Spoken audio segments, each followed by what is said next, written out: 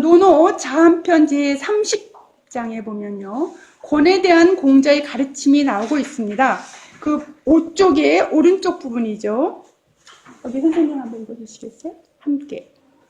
함께한 자리에서 배울 수는 있어도 그것만으로 함께 교회 나아갈 수는 없으며 함께 교회 나아갈 수는 있다 하여도 그것만으로 함께 설 수는 없으며 함께 설 수는 있어도 그것만으로 함께 권을 행할 수는 없다. 네. 자, 가장 어려운 게 뭐죠? 네. 거기 한자를 보시죠. 네, 제일 쉬운 게 뭐예요? 배우는 거예요. 배우는 게 제일 쉬워요. 공학, 배우는 거. 그 다음에 뭐죠? 적도예요. 도에 나아가는 거예요. 도에 나아가는 거. 도에 나가는 것도 가능해. 도에 나가는 가능한. 그 다음에 또 어려운 건 뭐죠? 예, 서는 거예요. 서는 것. 그러니까 배우는 게 제일 쉽고 도에 나가는 게 두 번째. 세 번째는 서는 것. 서는 것이 어려워요. 제일 어려운 것은 권이에요. 권이 제일 어려운 거예요. 공자도 이게 제일 어렵다고 이야기했어요. 자, 그래서 권이라는 것은 구체적인 상황에서 내가 어떻게 해야 되는 건가, 그 부분이기 때문에. 그래서 주자는 논어집주에서 권을 분별하는 것이라고 정의 내리고 있습니다. 바꿔 이해하면 식별, 그렇게도 이야기를 할 수 있는데요. 바로 순자는 공자의 권사상을 이어받아요. 이게 맹자하고 차이점이에요. 맹자는 권을 중시하지 않아요.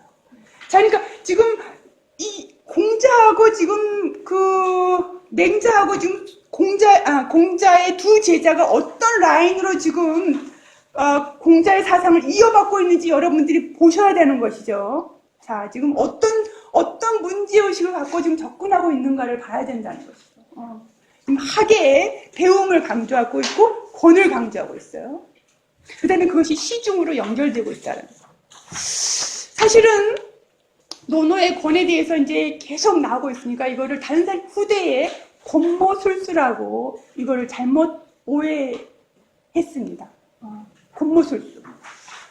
때에 따라서 여기에 붙었다 저에 붙었다 타협하고, 우리 보통 그렇게 생각하잖아요. 저울질 한다고 했을 때 자기한테 이득되는 부분에 붙기 위해서 저렇게 그냥 하는구나 라고 우리가 오해할 가능성이 있는 것이죠. 권모술수와 권을 비교, 차이를 분명하게 우리가 알 필요가 있는 것이죠. 그래서 그거를 공자의 권사상을 후대가 권모술수라고 잘못 해석한 것을 다시 복구해 준 사람이 순자예요. 자, 그래서 그는 무엇이라고 이야기를 하고 있는가? 거기 6쪽에 지금 한 5-6쪽. 예의지중이라고 해요. 예의지중. 바로 그것이 권인데, 예의지중, 권.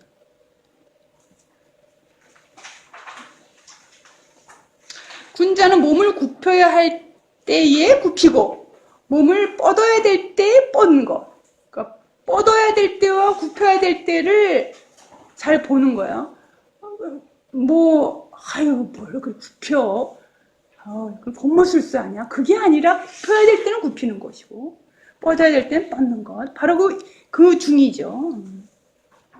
거기에 지금 아주 저울질하는 방법을 그 순자 불구편에 아주 잘 나와 있습니다. 뒷선생님 한번 읽어주시겠어요? 바라고 싫어하는 것과 취하고 버릴 것을 저울질을 결정하는 방법을 설명하겠다. 자기가 바라는 것. 보았을 때에는 반드시 앞뒤로 그걸 소모의 대상이 될 수 있는 점에 대해 생각해야 한다. 이익이 될 만한 것을 보았을 때는 반드시 앞뒤로 그것이 해가 될 수 있는 점에 대해 생각해야 한다. 아울러 그것을 저울질해보고 잘 헤아려 본 다음 자기가 바라고 싫어할 것과 취하고 버릴 것을 결정해야 한다. 그렇게만 하면 언제나 실수하는 일이 없을 거다. 네, 이게 저울질이에요. 자, 그러니까 저울에다 뭘 담아놔요? 저울질할 때 내가 좋아하는 것, 바라는 것과 내가 싫어하는 것을 다 양쪽을 다 올려놓고 저울질하는 거예요. 이익되는 것과 그 다음에 그 반대로 손해될 것을 놓고 저울질하는 거예요. 그러니까 상황이 반대로 될 가능성까지 다 보고 저울질하는 것.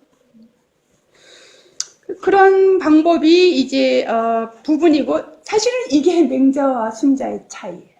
맹자와 순자. 아까 그 지에서도 차이가 있었지만 이 권에서도 차이가 있어요. 맹자 같은 경우는 뭐라고 이야기하냐면, 맹자는 대인이 대인이 되는 것과 소인이 되는 것, 그것이 선택 문제가 아니야. 누구나 다 대인이 되어야만 해. 근데 이제 대인이 그러면 어떻게 대인이 되냐? 사단을 따라야지. 성을 따라야지.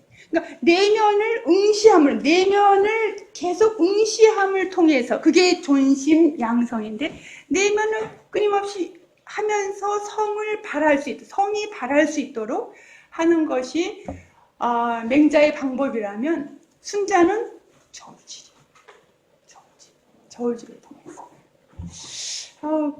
공자의 제자이면서도 굉장히 다른 측면을 갖고 있고요. 여러분들이 양쪽에서 다 배울 수 있으면 얼마나 좋겠습니까? 자, 그러면 이 지금 시중 저울질, 바로 이거는 그리스도께서 식별하고 연결되는 부분이에요. 이 부분을 여러분들이 참고문헌에, 거기 지금 제가 그 참고문에 썼던 김승혜 수녀님이 유교의 시중과 그리스도교의 식별이라는 책이 나왔습니다. 그래서 여러분들이 나중에 한번 구입해서 보시면 유교 전체에 대한 시중과 식별을 이렇게 잘 이렇게 비교하고 계셔서 여러분들한테 도움이 많이 되리라고 생각이 듭니다. 자, 그러면 여기 좀 한 것을 좀 보죠. 그리스도께서는 때에 대한 이야기를 많이 하고 있는데요. 이제 구약과 신약에서 이제 때에 대한 이야기. 때, 그러면은, 그리스 말로, 크로노스와 카이로스 두 가지가 있는데, 여기서 이제 주목해야 될 것은 카이로스라는 거예요. 어떤 사건이 일어날 그 때, 그건 하느님의 관계성 안에서 일어날 때, 이렇게 되는 거예요. 지금은 이름이 바뀌면 코엘렛으로 이름이 바뀌면 전도서라고 보통 옛날에 있는. 거기에 보면 이제 이런 대목이 나오지 않습니까? 모든 것엔 때가 있다.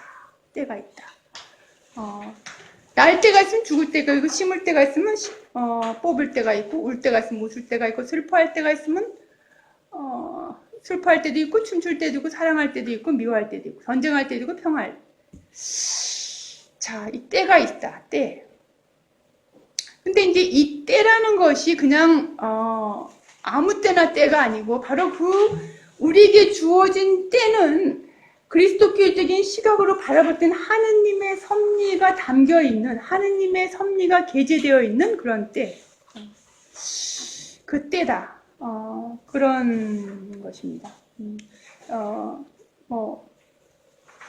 하는 이야기를 할 수 있겠지만, 그래서 그 전도서는 허무를 위한 모든 것은 다 허무고.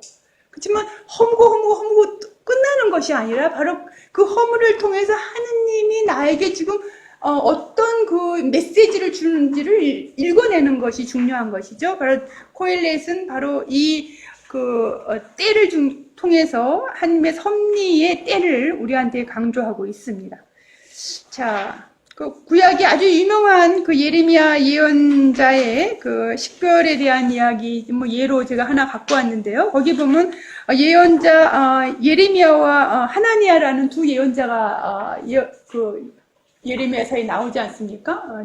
바빌론 유배예요. 이제 바빌론 유배에 가서 이제 어떻게 될 것이냐. 그랬을 때 예레미야는 그 나무 멍에를 가죽끈에다가 목에다 메고 다니면서 우리 이스라엘 백성들의 죄가 쌓여서 우리는 바빌론 왕의 지배를 받아들여야 한다라고 이야기합니다. 이스라엘 백성들이 정말 받아들이기 어려운 것이죠. 하나니아는 아니다. 그리고 이제 그 나무 멍에를 부숴버려요. 거짓 예언을 한 것이죠. 다시 예레미야가 이번에는 나무 멍에를 부숴버리니까 철로 만든 멍에를 만들어 쓰고 다시 백성 앞에 나아가서 똑같은 메시지를, 하느님으로부터 받은 똑같은 메시지를 전하면서 하나니아라는 거짓 예언자는 곧 죽을 것이다라는 예언도 함께 하는 것이죠. 그래서 정말 그 예언 하나니아가 죽게 되는 거야. 자, 바로 이러한 영의 식별, 참과 거짓에 대한 영의 식별. 오늘날도 뭐 이런 겉모술수로 쓰는 거짓 예언자들이 우리의 삶의 자리 안에 얼마나 많이 있어요. 듣기 좋은, 우리에게 듣기 좋은 이야기를 하는, 하나니아처럼 듣기 좋은 이야기를 하는 그런 우리 거짓 예언자들, 공존하고 있는 우리 현실입니다. 이제 신약에서도 뭐 이 때와 대한 식별 이야기가 뭐 많이 나오고 있지만, 저는 여기서 조금 예수님의 때에 대한 이야기를 조금 같이 보려고 합니다. 예수님께서 그 공생활 시작하실 그 즈음에 때가 차서 내가 이제 하느님의 복음을 이제 선포하러 가는 자신의 어떤 해야 되는 메시아로서 해야 되는 일 앞에 때가 차서 하느님 나라가 가까이 왔다라고 말씀을 하고 계십니다. 때가 찼다. 자, 그러니까 여기서 때라는 것은 바로 인류를 향한 하느님의 구원의 역사가 결정적으로 전개될 하느님 나라가 도래했다라는 의미로 우리가 받아들일 수 있겠어요. 이제 하느님 나라에 대한 많은 이야기를 할 수 있겠지만, 하느님 나라는 그리스도께서 하느님 나라는 굉장한 긴장성을 갖고 있죠. 현세와 내세의 양쪽이 하느님 나라를 이야기할 수 있기 때문에 그러죠. 내세적인 하느님 나라와 현세적인 하느님 나라가 공존하고 있는 긴장성을 갖고 있습니다. 그게 하느님 나라의 특징이죠. 예수가 우리에게 가르쳐준 하느님 나라의 메시지는 그 긴장 안에 있습니다. 자, 여기서 우리가 그 하느님 나라, 오늘을 사는 우리에게 하느님 나라를 구체적으로 지금 여기 이 땅에 Here and Now에 하느님 나라가 구체적으로 구현될 수 있도록 내가 어떻게 살아내야 되는가.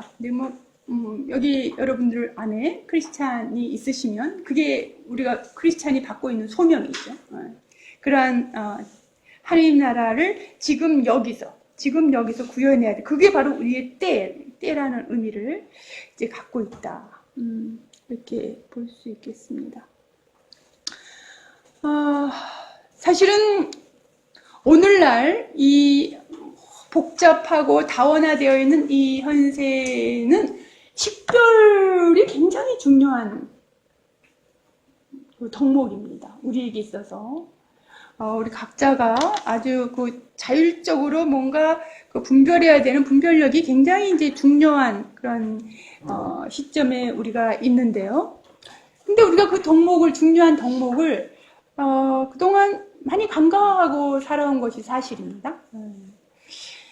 자, 그럼 유교적인 그런 영향이다. 그렇게 우리가 이야기할 수도 있겠습니다. 삼강오륜에 따라서 윗사람이 명하고 아랫사람 그냥 순종하고 따르고 이제 그런 것에 의해서 자율적으로 뭔가 이렇게 분별하고 식별하는 그런 과정이 이제 스킵돼 버린 그런 상태죠. 그런 어떤. 근데 오늘을 사는 우리에게 정말 이 중요한 것은 공동체로서 함께 어떤 일을 공동체로서 이제 식별해 나가야 되는 그런 과정이 앞으로 더 이제 중요한 시대를 우리가 살아가고 있습니다. 이 가톨릭의 영성가 안에 이냐시오라는 분이 계시는데요. 들어보셨나요? 이냐시오. 이냐시오의 아주 유명한 영신수련이라는 그 수련 과정에 이렇게 딱 체계적으로 이렇게 따라서 뭐 한 달이면 한 달이고 이렇게 이제 할 수 있도록 이렇게 이제 마련되어 있는 그런 이제 책자입니다. 거기에 보면은 영적인 식별에 대한 이야기들이 이제 나오고 있어요. 여기 지금 그 중에 제가 한 가지를 이제 갖고 온 것인데요. 이게 공동체 안에서 여기 수도회에 아무래도 이냐시오가 예수회라는 수도회를 이제 창립한 서강대학교가 이제 예수회 소속 아닙니까? 그 창설자인데요. 그래서 이제 공동체로 함께 더불어 살면서 장상과 그냥 일반 회원 간의 관계 안에서 이제 일어나는 어떤 상황들에서 여기 지금 얘를 썼는데 아주 재밌고 우리한테 다시 한번 이렇게 생각해 볼 여지를 주고 있어요. 왜냐면 장상과 일반 회원뿐만이 아니라 우리의 삶의 자리 안에서도 비슷한 문제들이 일어날 수 있기 때문에 그러죠. 장상은 오른쪽으로 가라고 하고 나는 왼쪽으로 가는 것이 맞다라고 생각을 할 때 의견이 충돌되죠. 그때 일단은 따라라. 장상의 의견을 따라라. 왜? 장상이 성령에 의해서, 하나님의 성령에 의해서 너에게 이야기하고 있는 것이기 때문에 일단 따라라. 근데 너가 따라서 가다가 계속 이게 아닌데 라고 생각하면 다시 이야기하라. 3번까지. 반복해서 이야기하라. 그래서 장상이 다시 마음을 바꿀 수도 있지만 그럼에도 불구하고 장상이 마음을 바꾸지 않고 계속 오른쪽을 고집하면 그때는 너가 그냥 오른쪽을 따라라. 이게 이제 이 자식의 영적 식별 방법이에요. 그래서 여러분들 글쎄요 어떻게 생각하시는지 이렇게 3번이나 얘기하고 안 하면 나 수업 나가야지 그렇게 하고 나간 사람도 있어요. 그렇게 장상하고 대판 싸워갖고 보따리 싸웠고 나가는 사람도 많이 있어요. 있는데 이렇게 이제 그 다음에 결정된 것을 이제 하나님의 뜻이라고 받아들이면 또 그 안에서 이제 사는 것이 공동체 안에서 이제 식별하는 과정이죠. 그러니까 내가 갖고 있는 자율성과 순명해야 되는 부분 간에 이제 긴장 관계가 있지 않습니까? 그 긴장 관계 안에서 내가 어떻게 그거를 저울질해 나가고 타협점을 찾아 나갈 것인지 이제 그런 부분이 이제 되겠습니다. 저는 사실은 복음서 안에 그렇게 권에 대한 이야기가 많이 나오지 않아요. 식별에 대한 이야기가 많이 나오지 않아요. 육아 안에서는 이 시중 사상이 굉장히 중요한 부분이에요. 그래서 저는 육아 사상 안에서 이거를 잘 배울 수 있으면, 이걸 잘 배울 수 있으면 우리 안에 굉장히 풍요로운, 우리 삶의 자리가 굉장히 풍요로워질 수 있지 않을까, 이제 그런 생각을 이제 해봅니다. 여기 8쪽으로 건너가겠습니다. 오늘 이랑 선생님이 1시간 강의를 하셔야 되니까 제가 지금 이제 속도를 좀 내고 제가 한 8시 반 정도까지 하고요. 조금 쉬었다가 선생님 하고 나머지 시간은 서로가 질문 받고 이런 시간으로 이제 하면 될 것 같아요. 예, 그래서 여기 지금 제가 유교에서 이제 자율성, 유교에서 이제 우리는 그리스도께서는 하나님의 섭리 이렇게 이야기하는데 유교는 사실은 이제 천명이 있지만 천명이 어떻게 정말 하나님 이렇게 주듯이 이렇게 물론 천성으로 맹자사상 같은 데 이제 천의 명이 천성으로 내 안에 내재되어 있다라고 그렇게 이야기를 하지만 그리스도교에서 이야기하는 것처럼 그렇게 분명한 어떤 인격성을 갖고서 이제 이야기를 하고 있지는 않기 때문에 굉장히 인간의 어떤 자율성이 훨씬 이제 더 많이 있다고 이제 볼 수 있겠죠. 그래서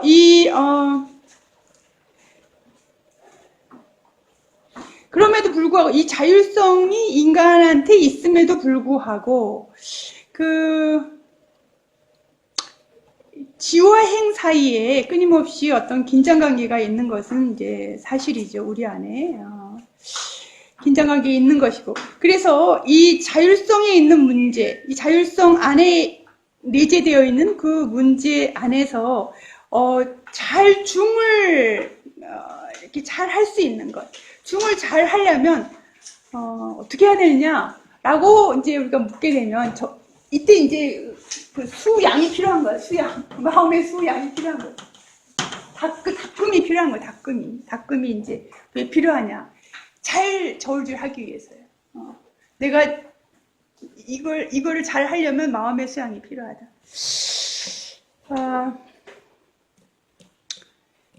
다산 정리학 응용은 이 부분에 대해서 정약용 다산정 나중에 여러분들이 뭐 혹시라도 유교와 그리스도교의 어떤 뭐 접점 같은 걸 조금 더 깊이 고찰하고 싶다 그러면 다산 정약용 사상을 조금 더 깊이 보면 도움이 되리라고 생각이 듭니다. 왜냐하면 그가 갖고 있는 사상의 밑바닥에는 서학 그리스도교적인 이제 그런 부분이 깔려 있고 거기에 깊은 이제 그 신유화의 사상이 이제 있기 때문에 두 개가 이렇게 만나죠. 다산 정약용 사상 안에서. 그가 이야기하는 천명, 그는 천명을 양쪽을 이야기를 하고 있어요. 우리 안에 마음 안에 있는 도심으로서의 천명, 그거를 재밌게도 영명성이라는 그 밑에 8쪽에 그 밑에서 두 번째 줄 보게 되면 영명성이라고 했는데요. 영명한 하늘이 인간에게 영명성을 주었다. 저는 이제 뭐 이 부분이 그 그리스도교 안에서 그 이마고데이라고 이야기하는 하느님의 모상이죠. 인간이 창조되었을 때 하느님의 모습으로, 하느님의 모상대로 창조되었다. 라고 이야기하는 이제 그 맥락하고 조금 만날 수 있지 않나 생각이 듭니다. 그래서 그리스도교에서도 은총이 바깥에서 하느님으로서 오지만 또 내 안에 있는 이마고데이, 내 안에도 내재되어 있는 그 양면성을 갖고 있는 것이죠. 양면성을 갖고 있다 이렇게 볼 수 있겠고요. 그의 천명사상인 하나는 그런 내재적인 천명사상이 있고 또 하나는 바깥으로 보든 환경을 통해서 오는 듣게 되는 천명, 외부적인 또 천명도 있습니다. 그래서 뭐 내가 많은 시련을 사실 다산 정약용은 굉장히 어려운 삶을 살았죠. 정말 18년 동안 강진의 유배 가서 사실은 그의 고통의 시간이 결국 다산 정약용을 만들었어요. 오늘날의 다산 정약용은 강진 유배 18년이 만들어내온 어떤 모습이다. 그렇게 말씀드려도 과언이 아닐 정도죠. 그러니까 고통 안에 그 환경으로부터 듣는 천명이에요. 나한테 엄청나게 많은 고난, 그런 고통들이 다가오는데 그거를 다산 정약용은 천명으로 알아들었어요. 같은 고통을 받더라도 어떤 사람은 내 인생은 왜 이렇게 꼬일 대로 꼬이는가 라고 비관을 하고 그냥 거기서 주저앉는 사람이 있는가 하면 그 고통을 섭리로 받아들이고 그걸 천명으로 받아들이면서 그걸 승화시켜 나가는 그런 사람이 있는 것이죠. 근데 이제 다산 정약용 안에서 우리가 볼 수 있는 것은 이 천명을 자기 안에 주어진 영명성으로의 천명과 바깥에 그 자기의 삶의 언저리에서 주어지는 고통을 통해서 받는 천명, 두 가지의 천명으로 이렇게 이해하고 있는 부분을 우리가 볼 수 있습니다. 그래서 저는 이 그리스도교에서 해볼 수 있는 식별과 유교에서 이야기하는 이 시중사상, 이 두 가지가 결국은 우리의 삶의 자리 안에서 우리가 계속 닦아야 되는 어떤 아주 중요한 어떤 그 삶의 잣대를 우리한테 제시해 주고 있지 않는가 그런 생각을 이제 해봅니다. 저는 이것도 분석 심리학적인 접근 그랬는데 이거 그냥 분석 심리학적인 접근이라기보다는 제가 그냥 여러분들과 그냥 나누고 싶은 이야기를 여기다가 그냥 조금 써봤습니다. 그래서 끝에 부분 조금 다뤄보죠. 지난번에 선생님이 저한테 한번 질문하셨죠? 네. 예, 극기하고 수기 안에서 그 기 부분. 그래서 이제 그 부분 제가 이제 들으면서 분명히 에고는 아닌 건 분명한 것 같고, 이제 기 부분을 과연 융이 얘기했는 이제 셀프로 볼 수 있느냐 아니냐. 이제 그 부분 아까 제가 얼핏 비쳤던 그 서구 사상에서의 어떤 그런 셀프 개념, 동아시아 영성 안에서 우리가 이야기하는 기를 같은 데다 두고 이렇게 볼 수 있을까? 이제 그런 생각이 들었습니다. 이 공자가 말하고 있는 아주 재밌는 부분이에요. 저는 이 부분은 사실은 많이 놓쳤었는데 이번 준비하면서 이 부분 제가 공자가 이렇게 이 얘기를 했구나. 예. 무적, 무막, 의지, 엽이라는 이 부분이에요. 이건 뭐냐면 절대라는 건 없어요. 무적, 무막. 예. 이것이다. 절대로 이것이다. 라는 것이 없어. 무막. 절대로 이것은 아니다. 그것도 없어. 절대라는 것은 없어. 절대로 옳고 절대로 그런 것은 아무것도 없어. 여러분들 일상의 삶 안에서 절대라는 말 쓰지 마세요. 절대라는 것은 없어요. 모든 것은 상대죠. 의를 따를 뿐이다 이렇게 했어요. 저는 원효의 이야기는 비동, 비이와 이거 굉장히 흡사하구나 그런 생각이 이제 들었습니다. 어떤 절대적인 법칙이 없고 의를 따라라. 의를 따라. 그럼 의라는 게 뭘까? 의라는 것은 어떤 개인이 결정해서 판단해서 하는 것이 의가 아니고 저울질을 통해서 생겨나는 공의예요. 공의.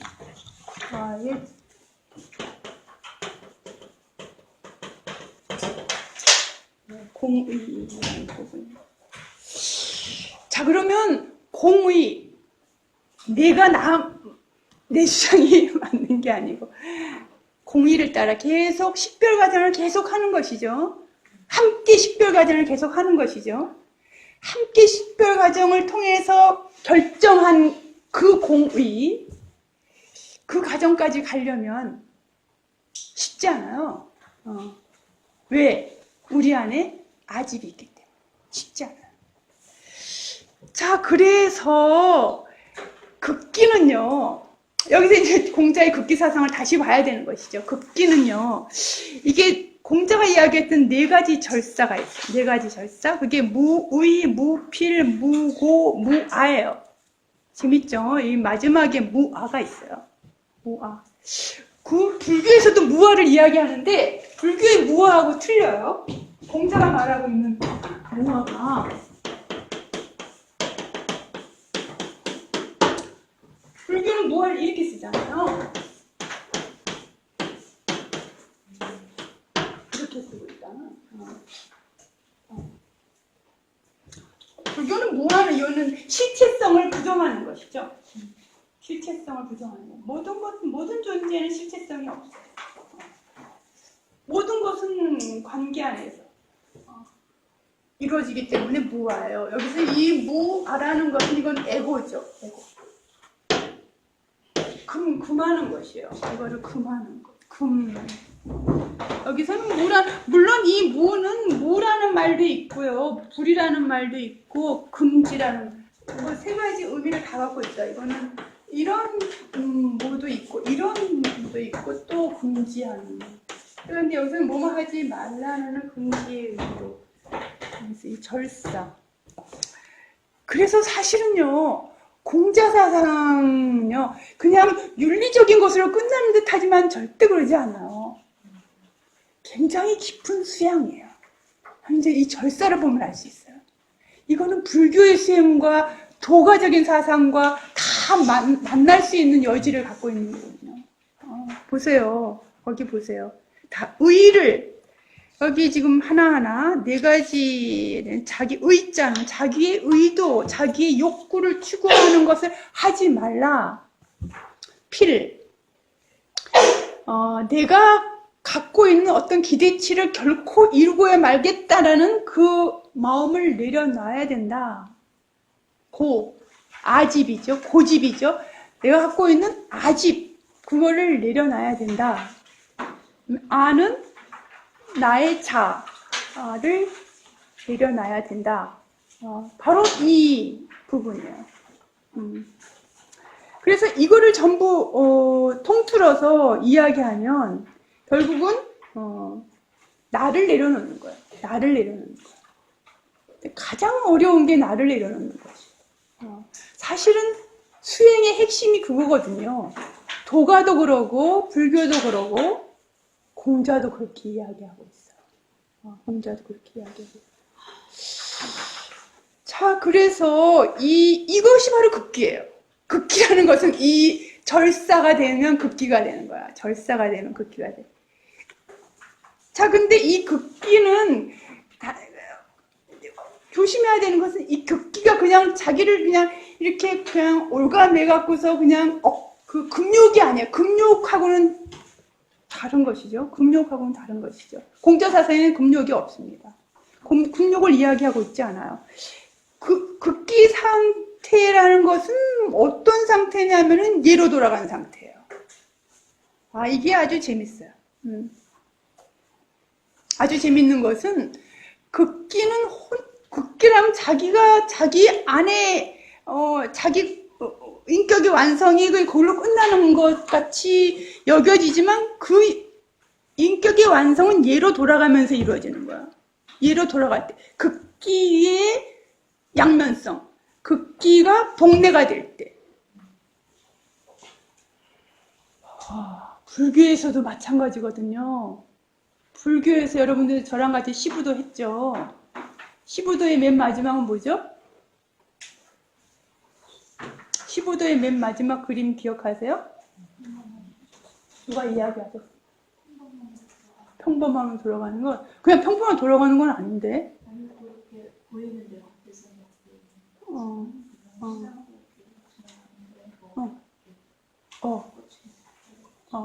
꽃이 떨어지고 꽃이 피는 거는 구도예요. 십도는 하산해서 손을 내미는 거예요. 입전수수거든요. 복례예요. 복례. 자비를 베푸는 거거든요. 자비를 베푸는 것이에요. 예로 돌아갈 때 바로 그것이 가능한 것이죠. 그래서 극기에서 끝나는 게 아니다. 극기로 끝나는 게 아니라 극기 아집을 넘어서서 자기 인격이 완성되는 게 아니고 자기 인격의 진정한 의미의 자기 인격의 완성은 복례가 될 때, 극기가 구체적인 삶의 자리에서 드러날 때, 그게 복례죠. 그래서 극기와 복례는 동전의 양면성이다. 그렇게 말씀드릴 수 있겠습니다. 그래서 뭐 그런 측면에서 육아에서의 말하는 기라는 것은 어떤 단독자로서의 기라기보다는 단독자로서의 어떤 자기라기보다는 뭔가 공동체적인 어떤 주체성을 갖고 있는 그런 측면을 볼 수 있지 않을까라는 생각이 듭니다. 여기 뭐 제가 예화 그 황희정승 일화 다 아시죠? 사실 이거 다 아는 부분 제가 그냥 썼고요. 그 황희정승 그 일화에서 이야기하는 건 이제 중용을 이야기를 하고 있는데 중용, 중립적인 어떤 입장을 이야기하고 있습니다. 이제 중용에 보게 되면, 중용에 보면 공자께서 뭐, 지혜로운 자는 지나치고 어리석은 자는 모자란다. 근데 지나친 거 모자라면 다 똑같아요. 과불구. 모자란 거와 똑같은 거예요. 중이 아니기 때문에. 중이 아닌 것은 똑같은 것이에요. 뭐 아무리 많이 배운 거나 배운 사람이나 아주 못 배운 사람이 중을 이루지 않을 때는 똑같은 것이다. 공자가 볼 때는 그러하다. 이렇게 보고 있습니다. 이 중사상이 그래서 이 육아사상에서 아주 중요한 위치를 차지하고 있는데요. 그래서 이제 뭐 우리 이남희 선생님 나중에 이제 뭐 이거 뭐 다 이 부분 제가 못한 부분 다 아마 하실 건데요. 여기 이제 뭐 중용에 나오는 중화, 미발, 기발과 관련된 부분, 이 부분 다 하시라고 생각이 듭니다. 제가 설명을 그냥 안 하고 넘어가겠습니다. 예. 여기 끝에서 제가 여러분들과 함께 나누고 싶은 것은 역지사지 부분이에요. 역지사지.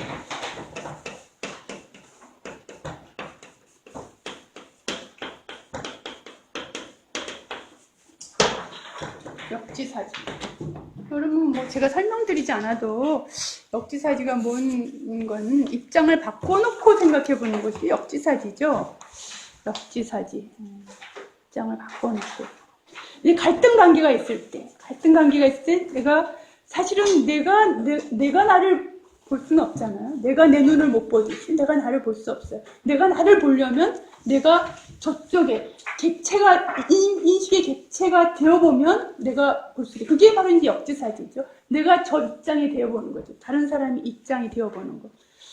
예, 뭔가 그게 너무 시간이 한참 지나서 그때서나 우리가 이제 내가 시어머니가 돼 보니까 이렇게 이제 되는 것이죠. 시어머니 돼 보니까 너무 시간이 많이 지나버렸어. 그때 몰랐는데 돼 보니까 이렇게 이제 되는 것이죠. 그래서 이제 역지사지 입장을 바꿔놓고 사실은 입장을 바꿔놓는다는 의미가 함축하고 있는 것은 우리 역할과 그 사회 정체성과 각 개인의 정체성을 혼돈하지 말라는 것이 그 사람이 그 역할을 하는 것이 마치 그 사람의 정체성이냐 우리가 착각하는 것이죠. 저 사람은 본래 저런 사람이야. 그러니까 역할과 개인의 아이덴티티를 혼돈하는 것이죠. 거기서 이제 문제가 야기되는 것이죠. 내가 저 역할에 가보면 나도 비슷한 마음을 갖는구나 라는 것을 이해하게 되게 되면 상대를 이제 이해하게 될 수 있겠죠. 그래서 그런 측면에서 이제 역지사지라는 것은 바로 우리가 나를 내려놓을 때 이제 이 역지사지가 가능하려면 이제 그것도 마찬가지로 자기를 내려놓는 그런 측면이 이제 수반돼야지 이제 가능한 이제 부분이 아닌가 싶습니다. 공자께서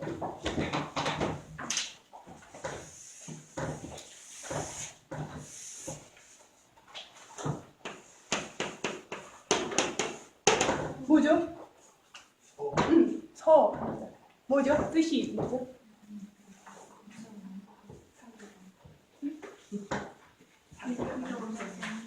상대방을 상대방 입장에서 보는 것, 배려해 보는 것. 제자들이 공자에게 묻습니다.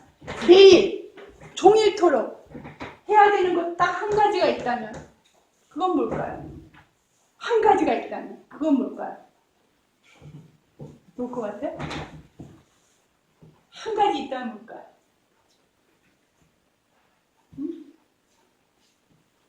공자가 서라고 이야기해요. 종일, 매일, 계속 반복해서 해야 되는 것 한 가지가 있다면 그것은 서다. 공자의 황금률이에요. 공자의 황금률. 그 서의 기준은 뭐냐면 공자에게 있어서 서의 기준은 남이 너에게 하지 말았으면 하는 것을 너도 남에게 하지 않는 것이에요. 그게 서야. 제발 그러니까 하지만 남이 나에게 제발 저거는 하지 말았으면 하는 것을 내가 남한테 하지 않는 것. 거기서 출발한다.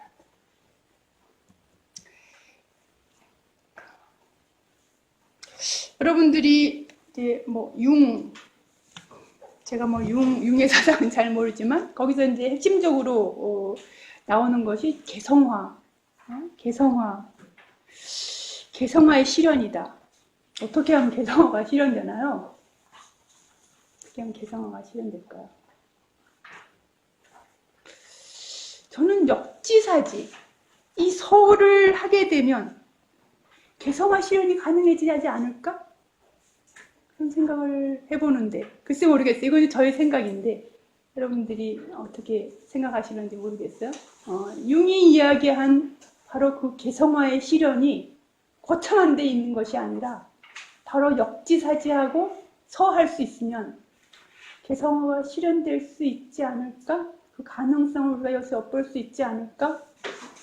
그게 제 생각인데 여러분들이 어떻게 생각하는지 모르겠어요. 아주 이게 일상적인 것 같은데 바로 이 놀라운 것은 제가 놀랍게 생각하는 것은 초월이라는 것은 저 멀리 있지 않아요. 하늘에 있지 않아요. 저 멀리 공중에 떠 있는 게 초월이 아니에요. 초월은 지금 여기 이 자리에 있어요. 내가 발견하느냐 발견하지 못하느냐 그것이죠. 네. 초월적인 경험 차원에 들어가는 것은 네, 거창한 데 있지 않고 네. 불구적으로 이야기하면 불교에서 뭐라고 이야기하냐 도노 점수를 이야기해요. 한 번 깨닫고 끝나는 게 아니라 끊임없이 네, 닦아야 되는 거죠. 끊임없이 닦는 것. 끊임없이 닦는 것. 이 끊임없이 닦는 행위가 서가 아닌가 싶어요. 왜냐하면 왜 그렇게 생각하냐면 도노는 뭐예요? 도노는